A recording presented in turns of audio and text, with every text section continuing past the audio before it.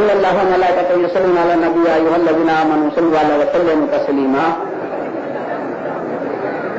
تو اب یہ دو طبقے یاد رکھنا، ایک تو سیدھے ہاتھ کی 3 کتابیں قرآن حدیث اور فقہ، اور ایک الٹے ہاتھ کی کتابیں تصوف واعظ کی اور سوال عمری کی کتابیں. جی اب قرآن کریم کے 22ویں پارے میں سورہ احزاب کے 7ویں رکوع میں اور 56 نمبر کی آیت میں 5 اور 6 نمبر کی آیت میں اللہ فرماتے ہیں ان اللہ وملائکتہ یصلون علی النبی. اللہ تعالیٰ فرماتے ہیں کہ میں اور میرے فرشتے میرے محبوب صلی اللہ علیہ وسلم پر درود و سلام اور رحمتیں بھیج رہے ہیں. خود خدا فرما رہا ہے کہ میں خدا ہوں، تو کائنات کا مالک اور پالنہار ہوں، میں خود میرا محبوب صلی اللہ علیہ وسلم پر سلام اور رحمتیں بھیج رہا ہوں. تو دوسروں کی تو حقیقت کیا بتائیے. پھر دوسرا اگر درود شریف نہ پڑھے تو اس کی درگت نہیں ہوگی تو اور کیا ہوگا. اللہ تعالیٰ فرمانے کہ میں خود اور میرے ملائک جو ہیں وہ بھی درود و سلام بھیج رہے ہیں میرے محبوب صلی اللہ علیہ وسلم کے اوپر. یا ایھا الذین آمنوا صلوا علیہ وسلموا تسلیما. جب یہ آیت پڑھی جائے تو درود شریف پڑھنا واجب ہے. اللہ کا فرماتے ہیں کہ اے ایمان والو تم بھی میرے محبوب صلی اللہ علیہ وسلم پر درود و سلام بھیجو، درود بھی بھیجو اور سلام بھی بھیجو. میں خدا ہوں، میں خود بھیج رہا ہوں اور میرے ملائکہ بھی بھیج رہے ہیں. بعض کتابوں میں یہ بھی آیا ہے کہ روز مرہ 70,000 فرشتے رسول صلی اللہ علیہ وسلم کے مزار مبارک پر آتے ہیں اور آپ کی دیدار بازی کر کے واپس چلے جاتے ہیں. پھر ان فرشتوں کا دوسری مرتبہ نمبر نہیں آتا، ان فرشتوں کا دوبارہ نمبر ہی نہیں آتا. اس طرح سے ہر روز نئے 70,000 فرشتے آپ کے مزار مبارک پر زیارت کے لیے آتے ہیں. ایسے رسول مقبول صلی اللہ علیہ وسلم کو کون نہیں مانتا. یہ شان رسول صلی اللہ علیہ وسلم 13 تاریخ کو بنائی. تو اب درود شریف پڑھنا جو ہے وہ واجب ہے. اب انگوٹھے چومنے کی ہم پہلے حدیث لیتے ہیں. احوال الانبیاء جلد 2 صفحہ نمبر 121 آذان کے بیان میں لکھا ہے. فرماتے ہیں کہ حضور صلی اللہ علیہ وسلم مسجد نبوی صلی اللہ علیہ وسلم میں تشریف فرما تھے. ابو بکر صدیق رضی اللہ تعالی عنہ وہ بھی تشریف فرما تھے اور حضرت بلال رضی اللہ تعالی عنہ اپنی دلکش آواز سے آذان دے رہے ہیں. جب آذان دیتے جب اس لفظ پر پہنچے ہیں اشہد ان محمد رسول اللہ، جب اس لفظ پر پہنچے تو حضرت ابو بکر صدیق رضی اللہ تعالیٰ عنہ نے دونوں انگوٹھے چوم کر آنکھوں پر رکھا اور کہا قرۃ عینی بیکا یا رسول اللہ صلی اللہ علیہ وسلم، یعنی حضور صلی اللہ علیہ وسلم جو ہیں میری آنکھوں کی ٹھنڈک اور نور ہیں. جب آذان ختم ہو گئی تو حضور صلی اللہ علیہ وسلم نے فرمایا کہ اے ابو بکر جس طرح سے تو نے کہا اور تو نے کیا اس طرح سے اگر کوئی کہے اور کوئی کرے تو میں ضامن ہوں ان کی شفاعت کا اور ان کے اگلے پچھلے اللہ سب گناہ معاف کر دے گا. جی یہ حدیث ہے احوال الانبیاء میں. اب اس حدیث کو صحیح ستہ کی کتابوں نے نہیں لیا. صحیح بخاری میں یہ حدیث نہیں، صحیح مسلم میں نہیں، ترمذی شریف میں نہیں، دارمی میں نہیں، ابن ماجہ میں نہیں، نسائی میں نہیں، ابو داؤد میں نہیں، طحاوی میں نہیں، طبرانی میں نہیں، مسند احمد میں نہیں، حکیم میں نہیں. یہ حدیث کی جو بڑی بڑی کتابیں اس میں یہ حدیث نہیں. کیوں نہیں؟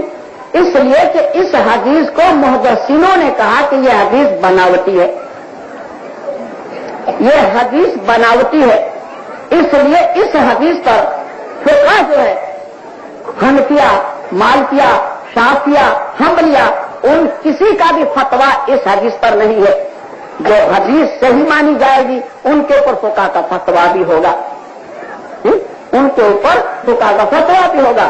اچھا جب محدثینوں نے اس حدیث کو نہیں لیا تو फुक़हा किराम ने भी इस हदीस को नहीं लिया। तो हमारी जो अमल है वो तो उलमाए रब्बानी की तहकीक पर दारोमदार रखती है। जब इमाम बुखारी ने नहीं लिया, इमाम मुस्लिम ने नहीं लिया, इमाम तिरमिज़ी ने नहीं लिया, इमाम दाइमी ने नहीं लिया, इमाम माजा ने नहीं लिया, इमाम मोता ने नहीं लिया, इमाम अबू दाऊद ने नहीं लिया, इमाम निसाई ने नहीं लिया, इमाम तहवी ने नहीं लिया, इमाम तिबरानी ने नहीं लिया, तो ये सब का जब फतवा ये होगा कि यह हदीस जो है बनावटी है तो वो काबिल कबूल अमल के नहीं समझी जाएगी। अच्छा, जो हदीस काबिल कबूल होगी उसके बाद फतवा होगा कि भाई ये अमल फर्ज है या वाजिब है या सुन्नत। तो इस हदीस को न लिया है और न इस हदीस पर किसी का कोई फतवा है। अच्छा, एक तो मुहद्दिसीन थे, पहले तो फुक़हा हुए। अल्लाह ताला का एहसान देखिए कि पहले फुक़हा अल्लाह ने पैदा किए। इमाम अबू हनीफा पहला हुआ, उसके बाद इमाम मालिक, इसके बाद इमाम शाफी, इसके बाद इमाम हंबल। अब ये साहब अपनी मेहनत कर गुजरे, उसके बाद अल्लाह ने अपनी रहमो करम से मुहद्दिसीन की जमात पैदा की। तो मुहद्दिसीनों की जमात जब पैदा हुई तो उन्होंने ऐसी तहकीक करके एक एक हदीस को छान छान कर याद किया। अगर ये मुहद्दिसीन की जमात पैदा न होती और मुहद्दिसीन मेहनत न करते तब भी हम फुक़हा के होते हुए भी गुमराह हो जाते। मगर अल्लाह का बहुत बड़ा एहसान है कि हमारे लिए मुहद्दिसीन जैसी जमात भी पैदा कर दी ताकि इंसान ठोकर न खा पाए। ये अल्लाह का बहुत बड़ा एहसान हमारे पास है। अब रहमतुल्लाह अलैहि के सितारों एक दूसरी हिकायत लाते हैं अंगूठे चूमने के लिए जो साहबान, तो आदम अलैहिस्सलाम को जब जन्नत में अल्लाह ने जब रूह फूंकी तो आदम अलैहिस्सलाम कलमा उसमें देखते थे कि ला इलाहा इल्लल्लाह मुहम्मद रसूलुल्लाह सल्लल्लाहु अलैहि वसल्लम। तो आदम अलैहिस्सलाम ने कहा कि बारी ताला तेरे पीछे जो नाम है वो किसका है? तो अल्लाह ताला ने कहा कि तुम्हारी औलाद में से है, तुम्हारी औलाद में से, और वो आखिरी नबी है। तो आदम अलैहिस्सलाम ने कहा है बारी ताला मुझे दिखाता है, मैं देखूं, मुझे दिखाता। तो अल्लाह ताला ने आदम अलैहिस्सलाम को कहा कि अपने नाखूनों में देखो। जब नाखूनों में देखा तो हुजूर नबी करीम सल्लल्लाहु अलैहि वसल्लम की शक्ल मुबारक आपको दिखाई दी। तो आपने उसको चूमा और चूम कर आंखों पर लगाया। एक दलील ये लाते हैं अंगूठे चूमने में और एक दलील वो हदीस लाते हैं। अब जब देखिए एक नबी जब पैदा होता है और उसके बाद जब दूसरा नबी पैदा होता है तो अगले नबी की शरीयत जो है वो मनसूख हो जाती है, रद्द हो जाती है। और हुजूर नबी करीम सल्लल्लाहु पूरे आलम के लिए नबी बनाए गए हैं, पूरी दुनिया के लिए। तो आपके आ जाने के बाद 1,24,000 जितने भी नबी अलैहिस्सलाम थे उन सब की शरीयत मनसूख हो गई।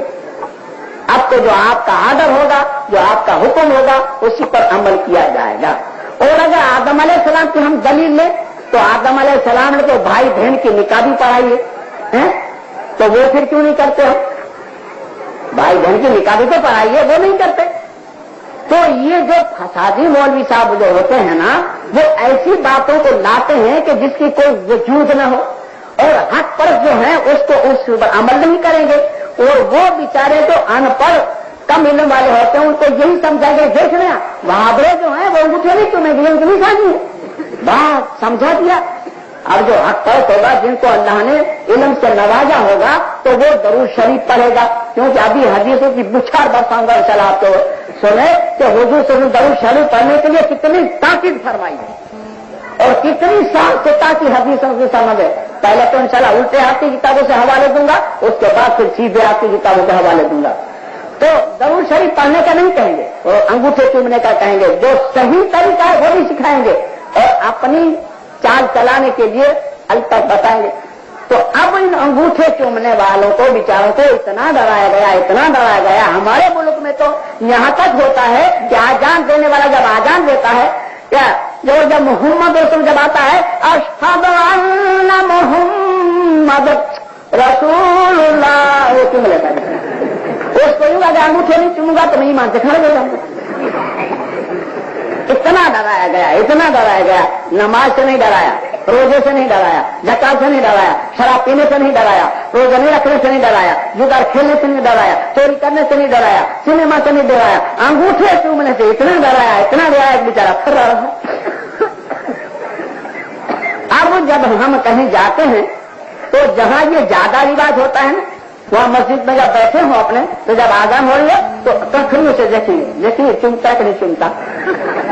चूमे तो मुसलमान, ना चूमे तो गया जहन्नम में, जा हो गया।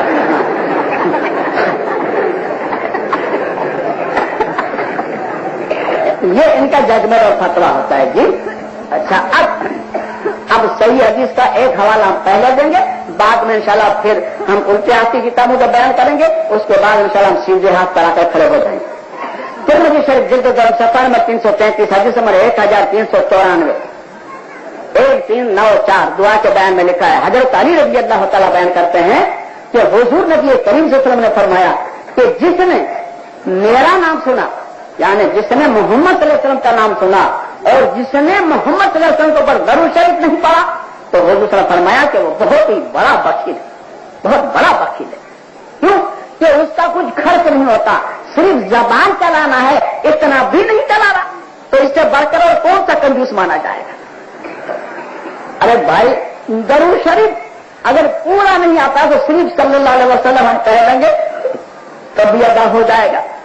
या तो अल्लाहुम्मा सल्ली अला सय्यिदना मुहम्मदिन व अला सय्यिदना मुहम्मदिन व बारिक वसल्लिम, और सबसे बढ़िया और बेहतरीन दरूद शरीफ है दरूद इब्राहिम, और यूं तो दरूद शरीफ में बहुत ही अल्फाजों का हेर फेर है, और सबसे छोटी दरूद शरीफ है सल्लल्लाहु अलैहि वसल्लम। तो जब भी जिसके सामने भी कभी मोहम्मद सल्लल्लाहु अलैहि वसल्लम का नाम लिया जाए तो हर इंसान के ऊपर सल्लल्लाहु अलैहि वसल्लम कहना वाजिब है, और नाम लेने वाले पर मुस्तहब। जैसे कि मैं अब हुजूर सरवर कायनात सल्लल्लाहु अलैहि वसल्लम का नाम लूं तो मेरे पर सल्लल्लाहु अलैहि वसल्लम कहना मुस्तहब और सुनने वाले पर वाजिब।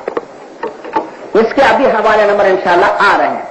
अब हम फजीलत शुरू करते हैं और उल्टे हाथ की करते हैं, सीधे हाथ की बाद में। दुर्रतुन नासिहीन जिल्द दोयम सफ़ा नंबर 79 7 और 9 नंबर का सफ़े पर बात लिखी है।